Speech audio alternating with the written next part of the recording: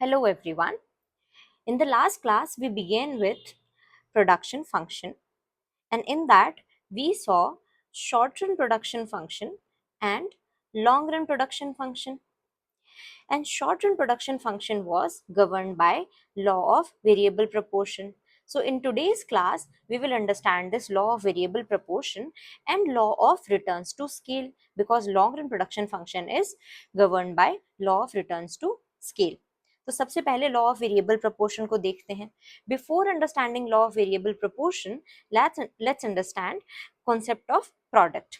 So what is product? Product or output refers to the volume of goods produced by a firm or an industry during a specified period of time. It means what? कोई भी firm मतलब होता है company. I have told you, firm या फिर industry क्या होती है? Group of firms.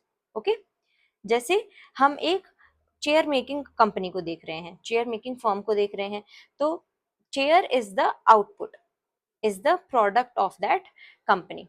और हम सारी की सारी चेयर मेकिंग फर्म्स को अगर हम ऐड कर देते हैं, then it becomes industry of chair production. ठीक है, chair making industry. I hope it is clear कि फर्म और इंडस्ट्री के बीच का डिफरेंस क्या है.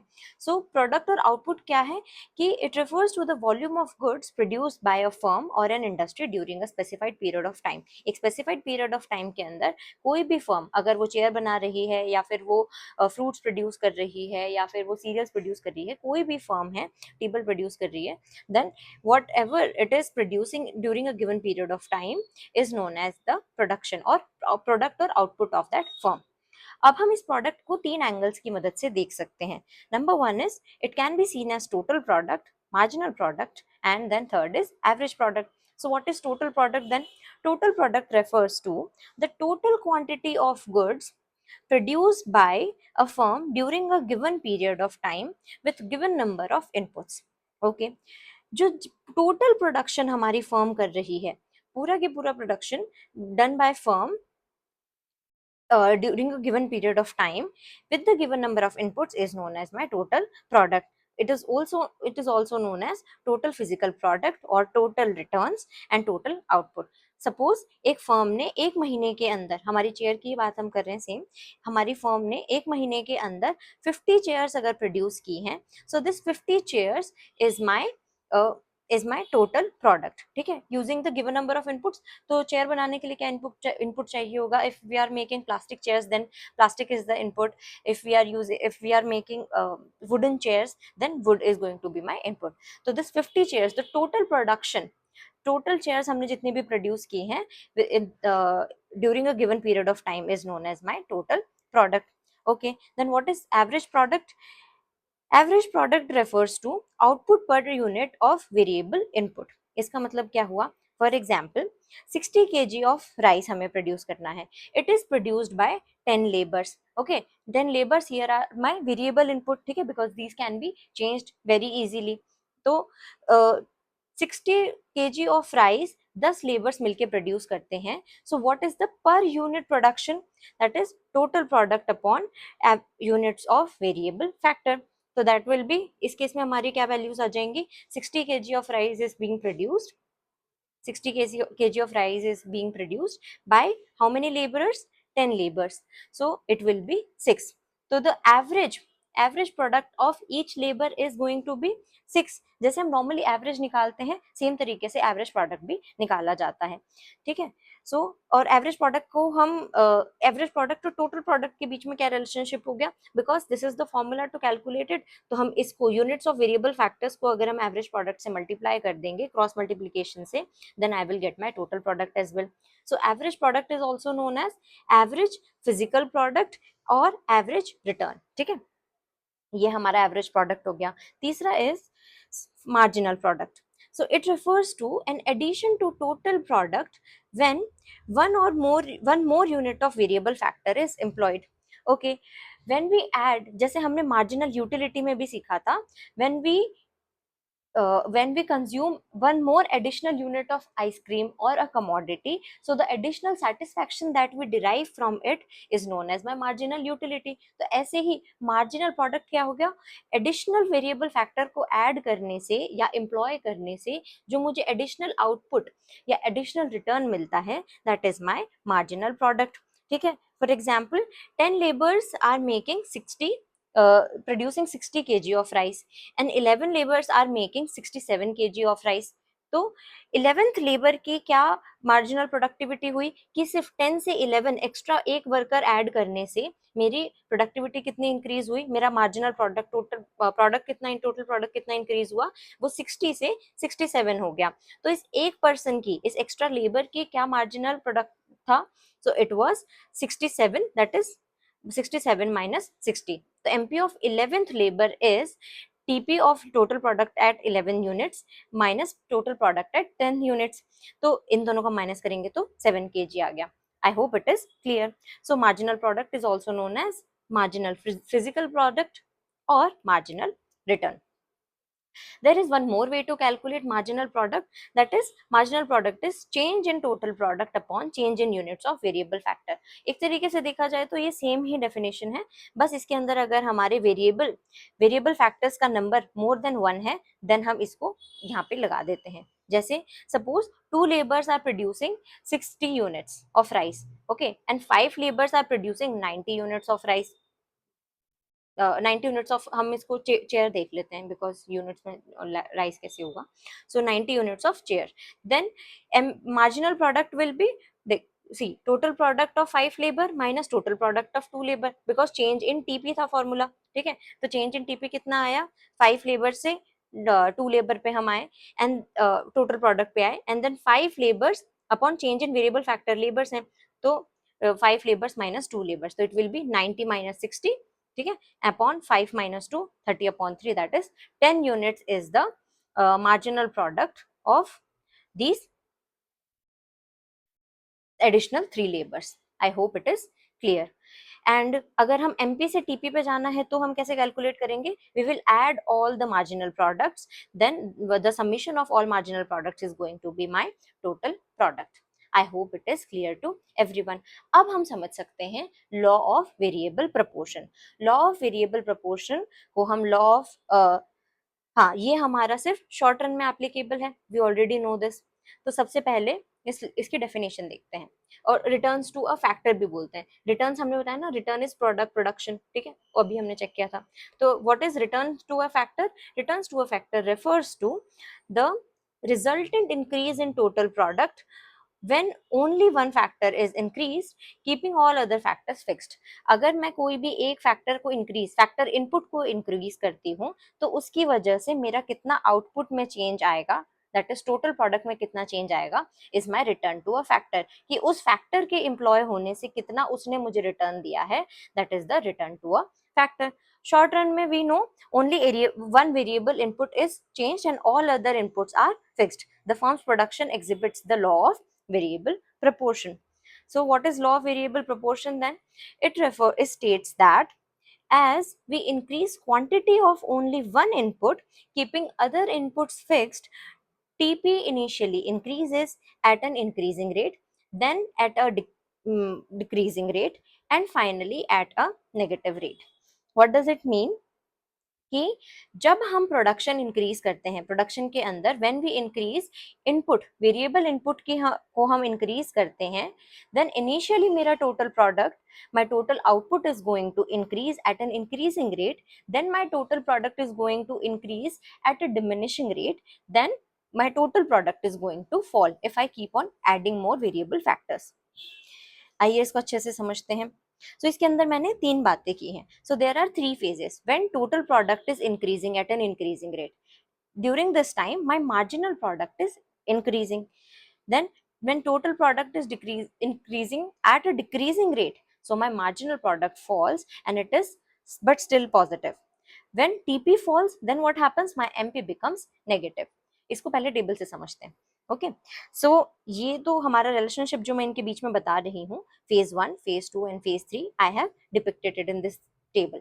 Okay, so my fixed factor is 1 1 1, जैसे हम लैंड है तो my land is fixed year, तो इसको मैंने सेम ही रखा है।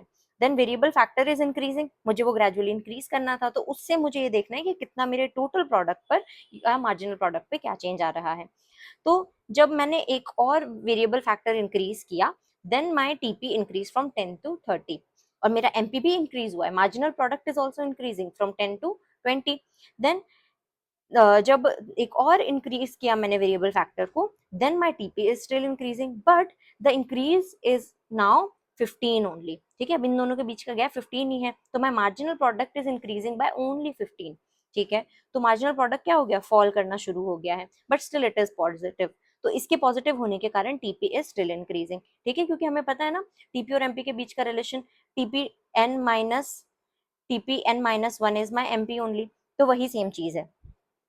ठीक है, देन हमारा जब वेरिएबल प्रोडक्ट हम एक और वेरिएबल फैक्टर ऐड ऑन करते हैं व्हेन टीपी इंक्रीजेस, फिर फाइनली जब मेरा MP becomes 0 then my TP as it's is at its maximum, तो ये यहाँ पे मैक्सिमम हो गया है।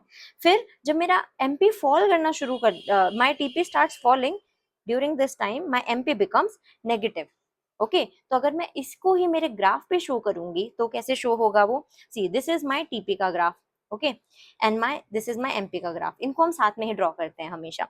तो व्हेन सी इनके रिलेशन, क्योंकि इनके बीच में रिलेशनशिप एग्जिस्ट करती है, तो पहले देखो जब एमपी इज इंक्रीजिंग तो TP is increasing at a increasing rate, this was my first phase. Okay, then when MP is falling but is still positive, मतलब जीरो के इस एक्स एक्सिस के ऊपर ही है वो, still positive, then my TP is increasing but at a diminishing rate.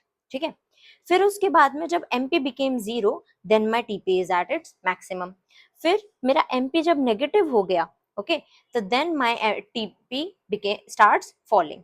So this is my law of variable proportion. हमने इसको अच्छे से इसके ऊपर प्लॉट कर दिया, टीपी एमपी की मदद से ही हम हमेशा इनको साथ में प्लॉट करेंगे ताकि ये इजीली विजिबल रहे इनके बीच का relationship. So my when my MP is maximum, ठीक है, और मेरा टीपी जब तक इंक्रीजिंग रेट पे इंक्रीज हो रहा था, जब तक फर्स्ट फेज चल रहा है, so when my MP becomes maximum this point is known as point of inflection, because इसके बाद में मेरा सेकंड फेज शुरू होगा, my law of diminishing returns to factor is going to start here. ठीक है, क्योंकि MP is falling at a positive rate. I hope when MP becomes 0 then my TP is maximum, उसको कोई हमने special नाम नहीं दिया है, बस पॉइंट ऑफ इन्फ्लेक्शन याद रखना अगर एमसीक्यू वगैरह में जस्ट इन केस आ जाता है। ये भी 11th-12th बोर्ड स्टूडेंट्स के लिए ही है, बाकी कॉम्पिटिटिव एग्जाम्स में नहीं पूछते हैं। सो अब हमने ये तो देख लिया कि ठीक है, आपने बता दिया कि फर्स्ट फेज के अंदर टीपी इंक्रीज हो रहा है इंक्रीजिंग रेट पे, देन डिमिनिशिंग रेट पे, देन नेगेटिव रेट पे, तो what is it called and what are the reasons behind it, कि ऐसा क्यों हो रहा है कि पहले हमारा टीपी इंक्रीज कर रहा है इंक्रीजिंग रेट पे, फिर क्यों डिक्रीज कर रहा है। तो इसके लिए हमें इनके पीछे के रीजन समझने होंगे, but before that because every law has its own assumptions, तो पहले हम थोड़े से अजम्पशन समझ लेते हैं कि लॉ ऑफ वेरिएबल प्रोपोर्शन के क्या अजम्पशंस हैं, किसके ऊपर वो काम कर रहा है। तो first is it operates in short run only, ये तो हमें पता है, as factors are classified as variable and fixed factor, क्योंकि शॉर्ट रन में ही फिक्स्ड और वेरिएबल फैक्टर्स होते हैं, लॉन्ग रन में तो सारे ही फैक्टर्स वेरिएबल हो जाते हैं, we remember that from last class. Then the law applies to all fixed factors including land. ठीक है, जो फिक्स्ड फैक्टर वाला काम है वो सारे फैक्टर फिक्स्ड फैक्टर पे काम करता है including land, and land in economics is not merely the piece of land, it is all the natural resources, ठीक है, जो हम यूज करते हैं प्रोडक्शन में। Then under law of variable proportion different units of variable factors can be combined with fixed factor, क्योंकि हम इनके कॉम्बिनेशन की बात कर रहे हैं कि जो भी मेरा फिक्स्ड फैक्टर है उसके साथ में मिला के मैं मेरे वेरिएबल फैक्टर को काम करवा रही हूँ, तो they can be combined and they work efficiently together, this is our assumption. जो हम नॉर्मली मान के चल रहे हैं वही चीजें अजम्पशंस में हमने बस लिखी हुई हैं। So the law applies to the field of production only, ठीक है, हम सिर्फ प्रोडक्शन की ही बात कर रहे हैं यहाँ पे, तो हम किसी और चीज की बात नहीं करेंगे। Then the effect of change in output, Q is output in, ठीक है, Q is output in economics, तो wherever I write q it means output.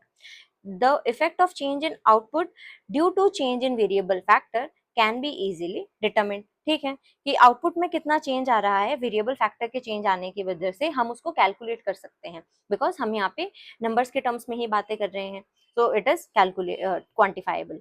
Then factor of production become imperfect substitute of each other beyond a certain limit. ठीक है कि ये जो आपस में वेरिएबल फैक्टर्स और फिक्स्ड फैक्टर्स को हम आपस में यूज कर रहे हैं, जैसे land is my fixed factor and और suppose machine is my fixed factor and then labour is my variable factor, तो हम इन दोनों को आपस में मिला के काम करवा रहे हैं.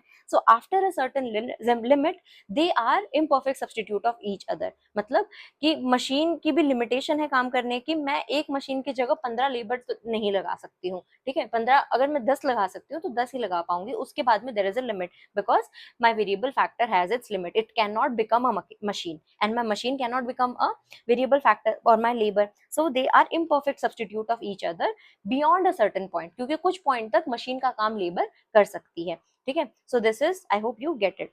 The state of technology is assumed to be constant during the operation of this law. ठीक है, हम इसके अंदर assume कर रहे हैं कि जब हम काम कर रहे हैं तो we are using the best technology, the in short run, and the technology is not changing during the operation of this law. Then it is assumed that all variable factors are equally efficient. Yes, कि मैंने जब एक labour नई addition की, ठीक है, मैं variable factor increase कर सकती हूँ, तो I M employing more and more labour. तो पहली जब लेबर एड ऑन होती है तो दोनों की दोनों लेबर की जो एफिशिएंसी है, काम करने का जो तरीका है, जो उनके पर यूनिट आउटपुट होगा, it is going to be same. ठीक है, they are very efficient. labor 1 and labor 2 both are equally efficient. This is our assumption. Okay, I hope it is clear. So these were the several assumptions of this law of variable proportion. अब हमें law समझ में आ गया, उसके assumption समझ में आ गए, पर अभी तक मुझे ये नहीं समझ आया कि ये ऐसे क्यों ऑपरेट कर रहा है. Why there are increasing returns, why there are diminishing returns, and then why there are negative returns to a factor. So let's understand it one by one. So reasons for increasing return or the phase 1, ठीक है, जो हमने देखा था, that when MP increases my TP increases at increasing rate. तो इसके पीछे के रीजंस क्या हैं, हम एक एग्जांपल लेते हैं, ठीक है. So suppose I am running a restaurant, ठीक है. There are 5 stoves in my restaurant kitchen, ठीक है. तो this stoves are my fixed factor, ठीक है, क्योंकि ये मशीन है, मैं इसको रोज चेंज नहीं कर सकती हूँ, इसके अंदर इन्वेस्टमेंट ज्यादा लगेगी. So these are my investment. तो ये मेरे स्टोव हो गए, ठीक है, 5 स्टोव हैं.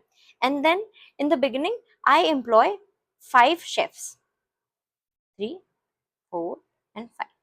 5 शेफ मैंने इसके ऊपर काम करने के लिए लगा दिए. अभी मेरा बिजनेस शुरू ही हुआ है. तो फर्स्ट फेज के अंदर क्या होगा, 5 स्टोव्स हैं और 5 ही शेफ हैं, तो बेटर यूटिलाइजेशन ऑफ रिसोर्सेज हैं. अब ये पांचों के पांचों शेफ इन पांचों स्टोव्स पे काम करेंगे and the production is going to be maximum. बढ़िया से अच्छे से प्रोडक्शन होगा, तो उसकी वजह से रिटर्न्स, मुझे अच्छे पॉजिटिव रिटर्न्स मिलेंगे because of better utilisation of fixed factor. ठीक है, मेरे पांचों के पांचों fixed factor, that is my all 5 stoves are going to be used perfectly, ठीक है, एफिशिएंटली. तो उनका यूटिलाइजेशन इंक्रीज हो रहा है. They the stove is not like resting, ऐसे ही वो वेस्ट पड़ा हुआ नहीं है साइड में कि कोई उसे यूज ही नहीं कर रहा है. पांचों अच्छे तरीके से यूज हो रहे हैं, तो मैं इसकी स्टोव की भी यूटिलाइजेशन बेटर हो रही है. Then increase efficiency of variable factor. ठीक है, वेरिएबल फैक्टर की भी एफिशिएंसी इंक्रीज हो रही है. क्यों इंक्रीज हो रही है, because it is working completely on its own stove. वो अपने स्टोव के ऊपर आराम से काम कर रहा है और मशीन की वजह से उसका काम इजी भी हो गया है. Right, these are good stoves, तो वो वहां पे आराम से खाना बना के अपना जल्दी से काम कर पा रहा है, तो इसकी भी पर्सनल एफिशिएंसी इंक्रीज हुई है. Then this is the reason for increasing returns. तो मुझे इस टाइम पे क्या रिटर्न्स मिलेंगे, मैं मेरा मैक्सिमम प्रोडक्शन अच्छे से कर पाऊंगी. Then indivisibility of fixed factor. Yes, so this is the third reason. तो जनरली जो हमारे फिक्स्ड फैक्टर्स हैं, दे आर जो हमारे स्टोव्स हैं, ये स्टोव्स हमारे जो है इंडिविजिबल है. मैं एक स्टोव को लाइक आधा करके ऐसे एक और पर्सन को इस पे काम पे नहीं लगा सकती हूँ. मैं एक स्टोव को एक ही पर्सन यूज कर पाएगा. तो उसके कारण जब ज्यादा से ज्यादा इसके ऊपर वर्कर्स और शेफ्स आके काम करेंगे, तो इसका जो यूटिलाइजेशन है वो इंक्रीज होता है, इंप्रूव होता है. तो इंडिविजिबिलिटी ऑफ फिक्स्ड फैक्टर के कारण more and more variable factors are employed on fixed factor, then its efficiency और इट्स यूटिलाइजेशन इंप्रूव्स. ठीक है, तो क्योंकि 2 शेफ मिलके आराम से इसके ऊपर काम करेंगे तो उसका बढ़िया से यूटिलाइजेशन कंप्लीटली हम यूटिलाइजेशन करेंगे, उसको कभी भी हम आइडली वेस्ट नहीं करेंगे, ठीक है। सो this is my first phase के पीछे के रीजंस हैं कि जब मैं बिजनेस शुरू ही कर रही होती हूँ और मैं मेरे फिक्स्ड फैक्टर्स के साथ में वेरिएबल फैक्टर्स को धीरे धीरे इंक्रीज करती जाती हूँ। पहले एक शेफ था, फिर 2 शेफ हुए, फिर 3 शेफ हुआ, फिर 4 शेफ हुआ, फिर मैंने 5 शेफ यहाँ पे एम्प्लॉय कर दिए हैं। तो अब इसके कारण क्या होगा, मेरे सारे के सारे फिक्स्ड फैक्टर्स का यूटिलाइजेशन अच्छे से हो रहा है, ओके। एंड इंक्रीज्ड एफिशिएंसी, मेरे वेरिएबल फैक्टर्स की एफिशिएंसी भी इंक्रीज हो रही है, and because of indivisibility of fixed factor the utilisation is also better. So these are the reasons for first phase, that increasing returns to a factor। जैसे जैसे मैं factor बढ़ाती जाऊंगी मेरे रिटर्न्स भी इंक्रीज होंगे। देन उसके बाद में मैंने देखा था सेकेंड फेज था that my when MP starts falling but it is still positive and my TP is increasing at a diminishing rate। So reasons for diminishing returns to a factor, second phase को हम diminishing returns to a factor बोलते हैं। इसके पीछे के reasons क्या हैं? The reasons are optimum combination of factor. Suppose अब मेरे ये 5 थे जब तक, तो ये आइडियल था, फेज 1 में थे हम, 5 तक जैसे जैसे पहुंचे।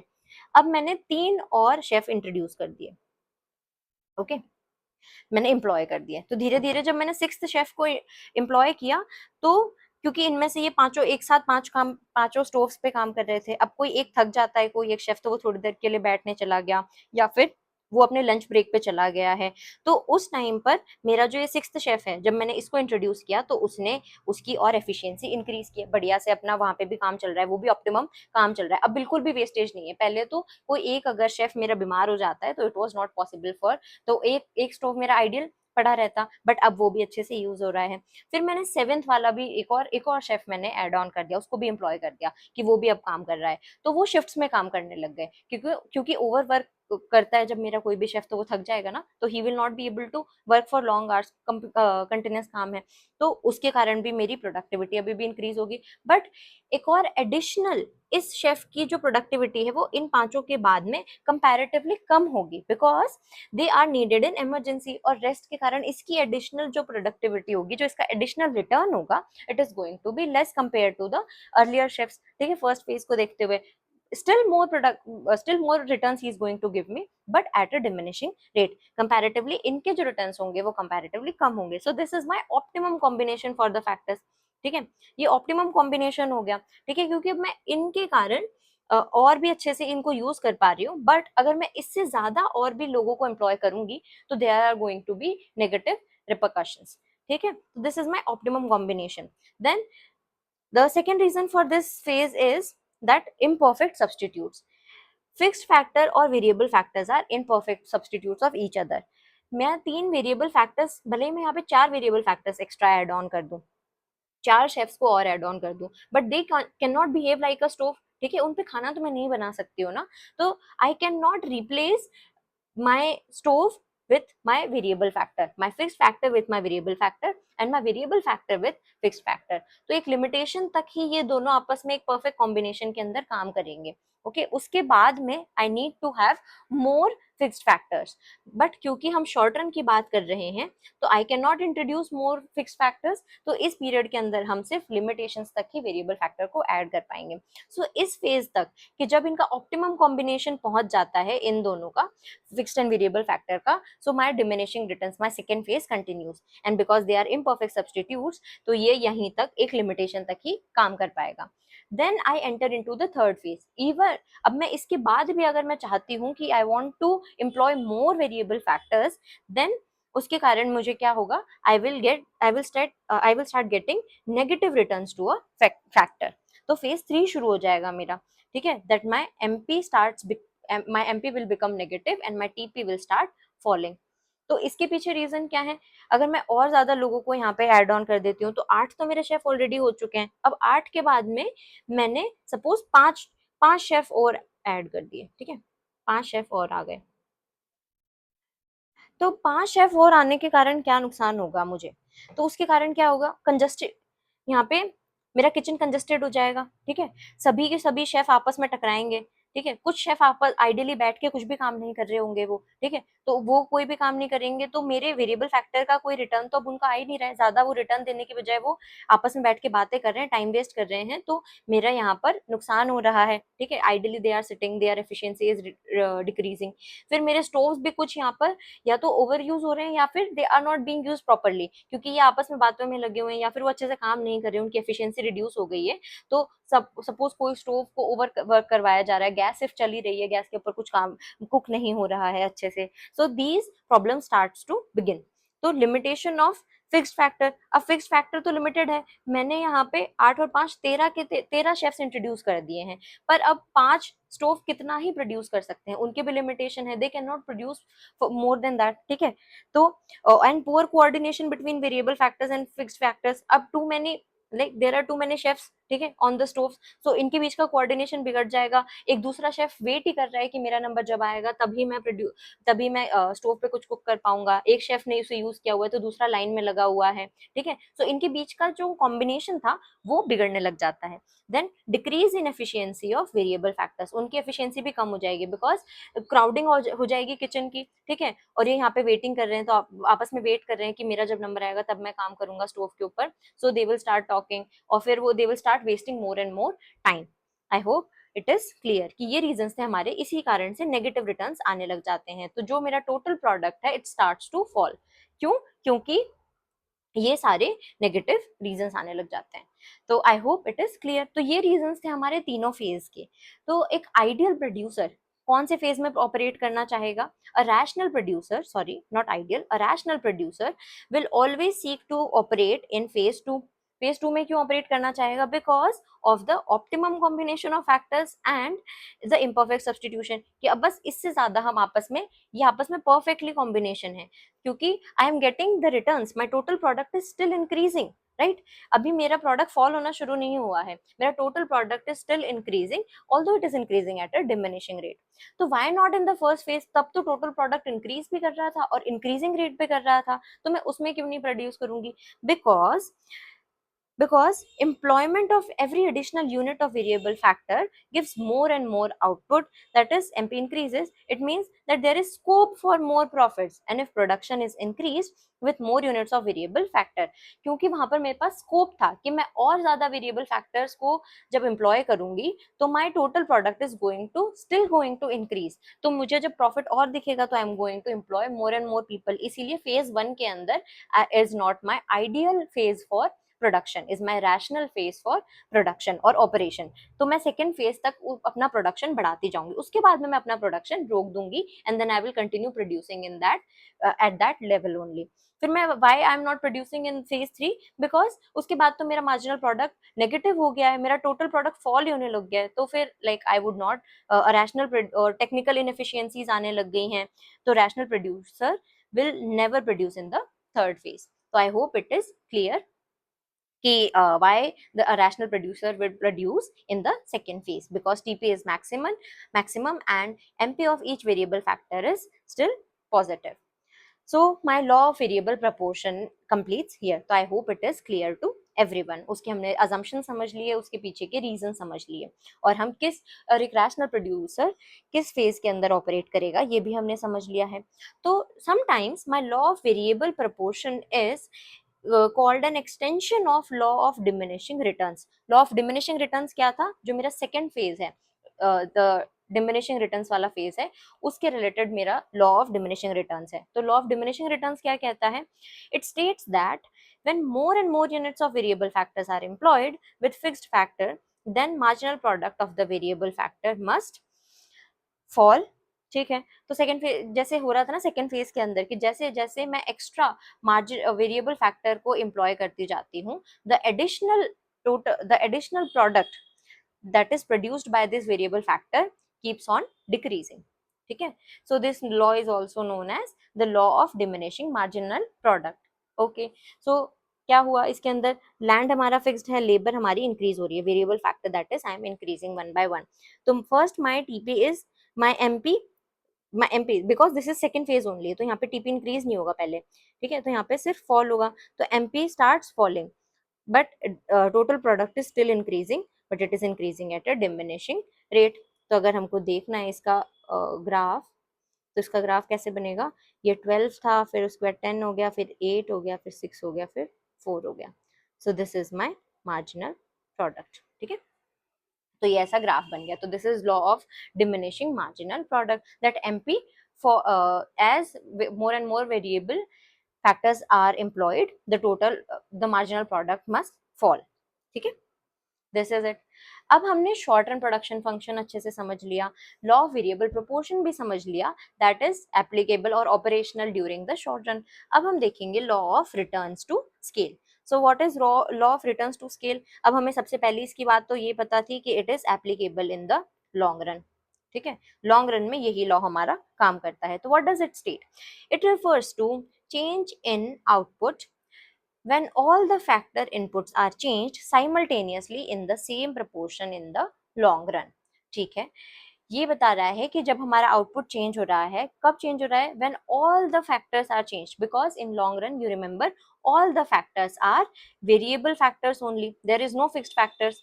जो हमारी लैंड मशीनरी है उसको भी हम उसको भी हम चेंज कर सकते हैं, क्योंकि लॉन्ग रन की बात हो रही है, राइट? तो इस टाइम पे all factors are variable. I have told you in economics we assume generally most industries के लिए a period of less than 1 year is my short run, and generally 1 to 3 years is medium run, and more than 3 years is my long run, but it depends, it differs from industry to industry, this is general law that we assume। ठीक है, तो long run के अंदर ये operate करता है। तो हम लॉन्ग रन के अंदर इन्वेस्टमेंट भी ज्यादा होती है, मैं स्केल कर रही होती हूँ मेरे बिजनेस को, तो आई विल बी गेटिंग मोर।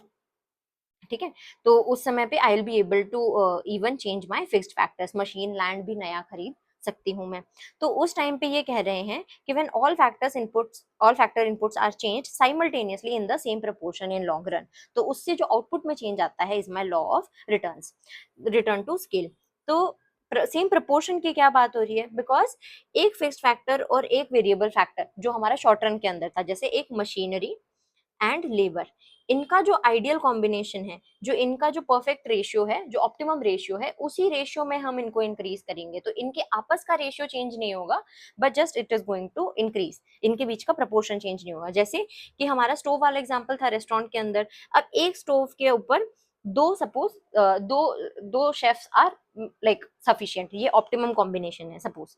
तो अब हमारा जो इंक्रीज होगा, it is going to increase in the, मेरे इनपुट में इंक्रीज जो मैं करूंगी वो सेम प्रोपोर्शन के अंदर करूंगी कि मैं जब एक और मशीनरी खरीद रही हूँ, तो that is then I will have one more, suppose हाँ मैंने एक और मशीनरी, एक और स्टोव मैंने खरीदा, तो मुझे उसके प्रोपोर्शन में ही एड ऑन करने पड़ेंगे मेरे शेफ्स भी। तो जब मैंने यहाँ पे +1 ये किया है, तो इंटू 2 जब मैं यहाँ पे कर रही हूँ, तो मेरे 2 स्टोव हो गए, तो यहाँ पे भी मुझे इंटू 2 करना होगा, मतलब मेरे 4 शेफ हो गए। ठीक है, तो इनका जो रेशियो है वो अभी भी सेम है, 1:2 का ही रेशियो चल रहा है, इनका प्रोपोर्शन आपस में चेंज नहीं हुआ है, but I am increasing my input in the same proportion, so this is the meaning of increasing the input in same proportion। ठीक है, so when a firm changes the quantity of all inputs in the long run it changes its scale of production। हाँ, क्योंकि सारे के सारे inputs increase हो रहे हैं long run के अंदर, तो total scale of production he increase हो जाता है। scale मतलब कि किस level पे मैं produce कर रही थी। पहले मैं छोटी सी सिर्फ एक कमरे के अंदर produce कर रही हूँ, suppose एक छोटा सा मेरा रेस्टोरेंट था, जो वो 5 स्टोव वाला रेस्टोरेंट है, वो एक ही फ्लोर पे काम कर रहा था। अब मैंने 5 और स्टोव लगा दिए, मैंने 10 स्टोव लगा दिए, तो मैं 10 स्टोव उस सेम किचन में तो लगा नहीं सकती हूँ, तो मेरा किचन ही चेंज हो जाएगा। I will have to have 2 kitchens now. तो मैं एक फ्लोर पे पहले प्रोड्यूस कर रही थी, मेरा रेस्टोरेंट था, अब मुझे एक और फ्लोर लेना पड़ेगा, तो वहां पर एक अलग किचन मुझे चाहिए। तो मेरा scale of production, the level of production, जिस स्केल पे मैं प्रोड्यूस कर रही थी वो ही इंक्रीज हो जाती है। ठीक है, so it changes it's scale of production. तो यहाँ पे भी फेजेस होंगे कुछ, जो हमारा प्रोडक्शन है हम उसको कुछ फेजेस के अंदर डिस्ट्रीब्यूट करेंगे। So the phases of return to scale, इसीलिए हम रिटर्न टू स्केल बोलते हैं कि स्केल ऑफ प्रोडक्शन ही चेंज हो गया, इसलिए उसको क्या रिटर्न मिल रहा है। So the first phase is increasing return to scale.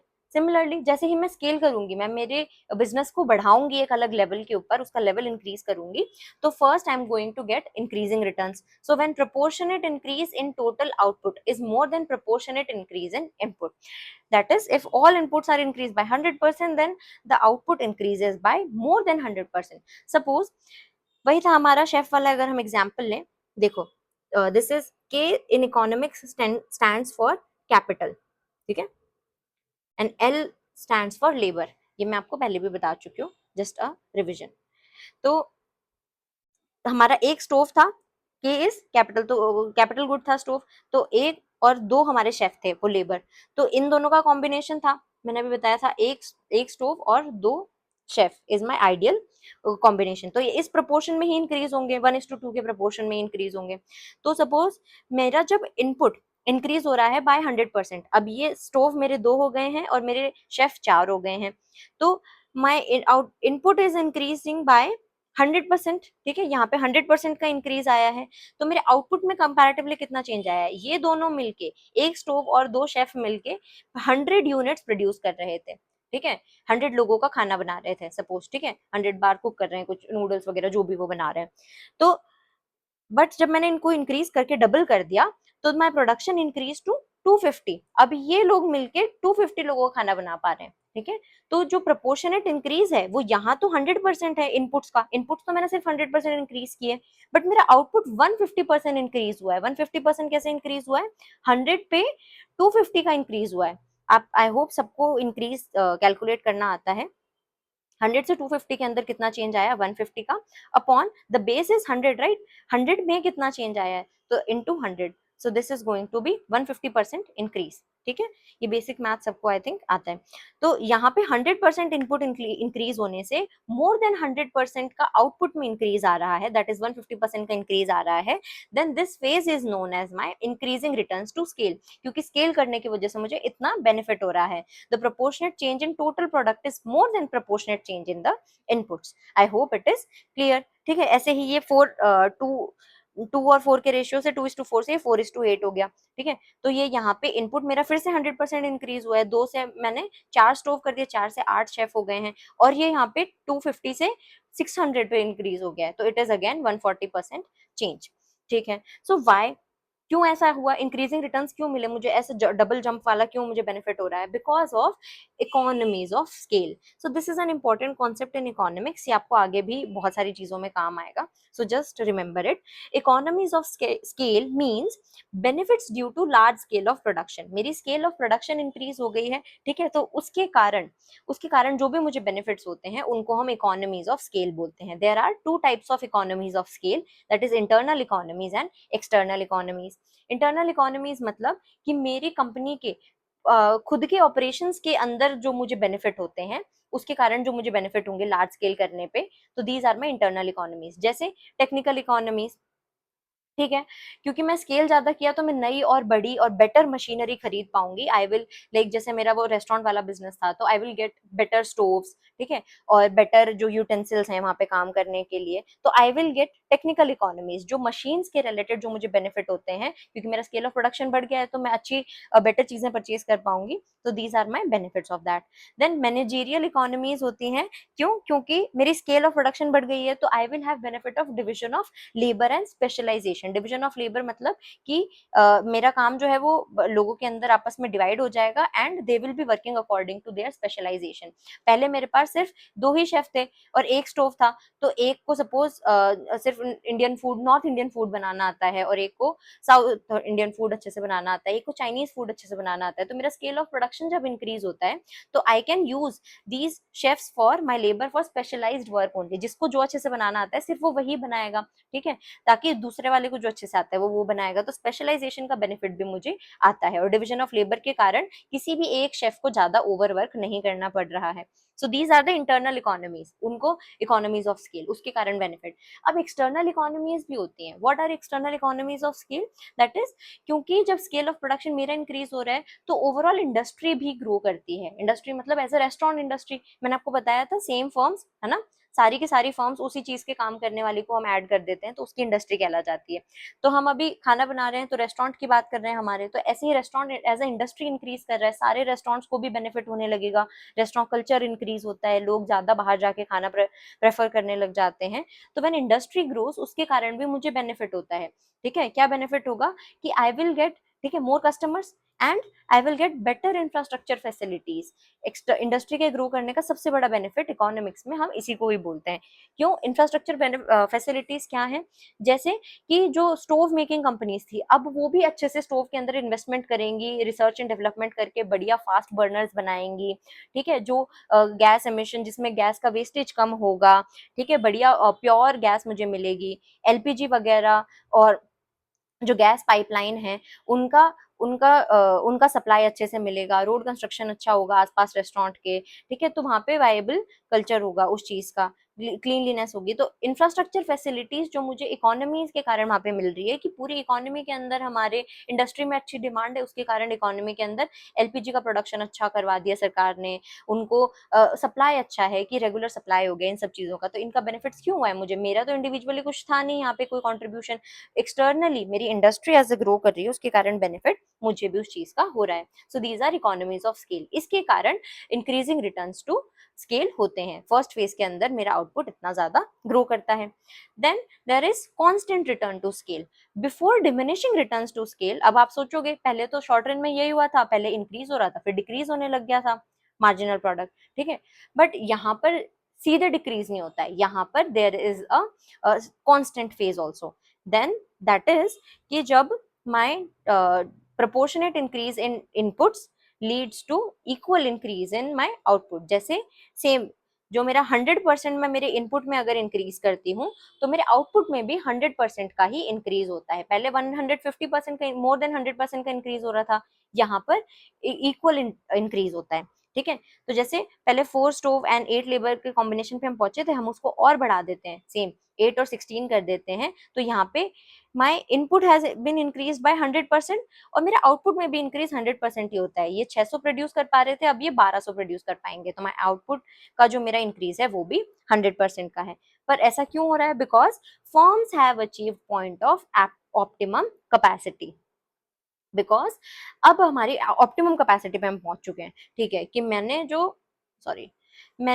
3 floor खरीदने थे, ठीक है, मेरा पहले रेस्टोरेंट एक ही किचन में काम करते थे, अब फिर उसके बाद में इतने सारे लोग हो गए, ज्यादा स्टोव्स मैंने खरीदे, तो आई बॉट 2 किचन्स। तो अब 2 किचन्स के अंदर मेरे इतने सारे आराम से काम हो पा रहे हैं। फिर मैंने स्केल ऑफ प्रोडक्शन के कारण मैंने 3 किचन्स कर दिए, ठीक है, तो 3 फ्लोर पे मेरा रेस्टोरेंट चल रहा था आराम से। तो अब ये 3 फ्लोर पे इतने सारे रिसोर्सेज के अंदर this is my optimum capacity. अब एक बिल्डिंग मेरी पूरी की पूरी रेस्टोरेंट ही चल रहा है, तो this is my optimum capacity. अब इससे ज्यादा अब मैं जितना इनपुट डाल रही हूँ उतना ही मुझे आउटपुट मिल रहा है, ठीक है। देन अगर मैं और भी ज्यादा इनपुट इंक्रीज करती हूँ इसके बावजूद भी, then I will start getting diminishing returns to scale. That is if I increase my input by 100%, then I will get less than 100% return in the output, ठीक है, यहाँ पे 75% इंक्रीज होने लग जाएगा। अब ऐसा क्यों हो रहा है? जैसे इकोनॉमीज ऑफ स्केल होती हैं कि आपको लार्ज स्केल ऑफ प्रोडक्शन के बेनिफिट्स होते हैं, वैसे ही there are disadvantages of large scale production after a limit. So firm, because the firm has grown too large to manage, a firm इतनी ज्यादा बड़ी हो गई है कि उसको मैनेज करना has become a little too difficult for me. तो अब मेरे लिए उसके कारण मुझे डिसइकोनॉमीज ऑफ स्केल भी झेलनी पड़ती है। यहाँ पे भी 2 तरीके की डिसइकोनॉमीज हैं, internal and external. What is internal diseconomy? That is because of own operations of the firm, difficulty in coordination and management. अब मैं ओवर स्टाफिंग कर लूंगी, ओवर स्टोव्स हो गए तो कुछ स्टोव्स अनयूज्ड रहेंगे, जो स्टाफ है वो भी आपस में, मतलब they are not like cooking, वो भी टाइम वेस्ट होने लग जाता है बहुत ज्यादा, उनकी एफिशिएंसी कम होने लग जाती है, टकराने लग जाते हैं किचन के अंदर, ये सारी दिक्कत होने लग जाती है। सो द टेक्निक एंड ये मैनेज ये हाँ difficulty in coordination and management, तो ये मैनेजेरियल डिसइकोनॉमी हो गई। ऐसे टेक्नोलॉजिकल डिसइकोनॉमीज भी होने लग जाती हैं। क्या? Heavy cost of wear and tear. अब बहुत सारी मशीन हो गई हैं, ठीक है, और उतना अच्छे से उनका ध्यान नहीं रख पा रही हूँ मैं, तो उनका क्योंकि मशीन तो बहुत सारी हैं, तो उनका वेयर एंड टेयर भी है। Wear and tear is depreciation, वो डेली हम जो यूज कर रहे हैं उसके कारण, वो मशीन का यूसेज के कारण जो उसको थोड़ा बहुत नुकसान होता है, that is wear and tear. और उसकी कॉस्ट ऑफ मेंटेनेंस इंक्रीज हो जाती है, ठीक है। Sometimes they are being wasted, continuously stove चल ही रहा है, ठीक है, उसको अच्छे से क्लीन नहीं कर रहे हैं, उसके फिल्टर्स वगैरह क्लीन नहीं हो पा रहे हैं, तो उसके कारण भी उसकी एफिशिएंसी के अंदर नुकसान होने लग जाता है, कम कम होने लग जाती है उसकी efficiency. Then these are internal diseconomies. ऐसे ही एक्सटर्नल डिसइकोनॉमीज भी होते हैं क्या, जैसे पूरी की पूरी इंडस्ट्री, अब इंडस्ट्री बहुत ज्यादा ग्रो कर चुकी है, so there is going to be shortage. LPG अच्छे से तो प्रोड्यूस करवा पा रही थी सरकार, but demand is too much now in the market, so there is going to be shortage of factors and non factor inputs. जो हमारे इनपुट्स हैं, because LPG, I am talking about LPG why, because it is a factor input, मुझे उसकी जरूरत है, और chefs की कमी हो जाएगी मार्केट के अंदर। तो ये दोनों की जो हमारे इनपुट्स थे, फैक्टर और नॉन फैक्टर इनपुट्स, इनकी कमी होने लग जाती है मार्केट के अंदर, because the industry has grown too much, the demand is too much and supply is not able to catch up that much with the demand, ठीक है। And there is another problem, that is stiff competition, too many people in the business, so the competition increases, ठीक है। अब पहले एक ही restaurant था मेरे पूरे एरिया के अंदर मेरा, अब यहाँ पे 2 रेस्टोरेंट 3 रेस्टोरेंट आ गए हैं, तो I have to compete with them also, तो उसके कारण भी मुझे नुकसान होता है कि मुझे कॉस्ट कटिंग करनी पड़ती है, या फिर और चीजों के अंदर ध्यान रखना पड़ता है, मेरी एफिशिएंसी को इम्प्रूव करना पड़ता है। So these are the diseconomies of scale in the third phase of production. I hope it is clear. So this was my law of returns to scale, that is applicable in the long run production function. I hope ये सबको समझ में आ गया है। And last एक छोटा सा relationship मुझे आपको बताना है, because this chapter will be completed, then production function as a chapter we will be done by today, by this class only. तो हम इसको एक छोटा सा चीज और देख लेते हैं। हमने relationship between marginal product and total product we have already seen, ठीक है। हम जनरली शॉर्ट रन वाले रिलेशनशिप को ही कंटिन्यू करते हैं, लॉन्ग रन को हम जब बताना होता है तो we specially mention it that we are talking about long run, normally हम शॉर्ट रन में ही बात करते हैं। तो इनका रिलेशनशिप हम पहले ही देख चुके थे कि when MP increases, this is MP, this is TP. When MP increases, TP increases at increasing rate. When MP falls but is still positive, my TP increases at diminishing rate. When MP becomes negative, my TP starts falling. तो ये इनके बीच का relationship हम पहले ही देख चुके हैं अच्छे से। अब हमें बस एक एवरेज प्रोडक्ट और मार्जिनल प्रोडक्ट का भी थोड़ा सा रिलेशनशिप पता होना चाहिए। Sometimes they ask in exam, board exam में या 11th 12th में पेपर में ये पूछ लेते हैं जनरली। तो इनके बीच का भी बहुत ईजी रिलेशनशिप है। देखो, ये हमारा फिक्स फैक्टर, ये लेबर, ये एवरेज प्रोडक्ट, ये marginal product. So as long as my marginal product is more than average product, my average product increases. क्या कह रहा है कि जब तक मेरा मार्जिनल प्रोडक्ट एवरेज प्रोडक्ट से ज्यादा है, तो मेरा एपी कीप्स इंक्रीजिंग। यहाँ पे देखो, देखो अभी ये मार्जिनल प्रोडक्ट है, तो ये मार्जिनल प्रोडक्ट है, और ये मेरा एवरेज प्रोडक्ट है। तो जब तक मार्जिनल प्रोडक्ट इससे ज्यादा है, ये देखो ये थोड़ा थोड़ा इंक्रीज कर रहा है, ठीक है, तो it will keep increasing. Marginal product fall होने लग गया है, पर फिर भी एपी से ज्यादा है, तो इट इज स्टिल इंक्रीजिंग।